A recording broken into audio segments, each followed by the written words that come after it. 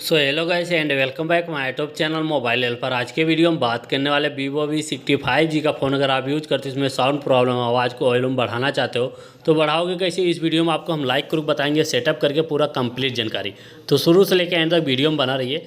यहाँ फ़ोन की सेटिंग को ओपन करना तो आपके सामने ऐसा इंटरफेस शो होता है। आपको ऊपर की तरफ थोड़ा यहाँ स्क्रॉल कर लेना है। ऊपर स्क्रॉल करते हो साउंड एंड वॉल्यूम का ऑप्शन देखने को मिल जाएगा, तो इस वाले ऑप्शन पे क्लिक करना। जब यहाँ पे क्लिक करते हो तो आपके सामने ऐसा इंटरफेस शो होता है।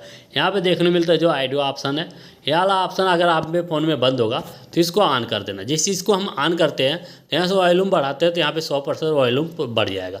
अगर यहाँ से हम बंद करते हैं तो जैसे बंद करेंगे 100% बढ़ेगा, अगर इसको ऑन करके हम बढ़ाते हैं तो 150% वॉल्यूम बढ़ेगा। इसके बाद ऊपर की तरफ यहाँ वॉल्यूम देखने को मिलता है, जिसका वॉल्यूम यहाँ पे कम होगा तो यहाँ से बढ़ा सकते हो और कम करना चाहते हो कम कर सकते हो। तो हमारा वीडियो कैसा लगा कमेंट में जरूर बताना। वीडियो यूजफुल लगे तो लाइक कीजिए।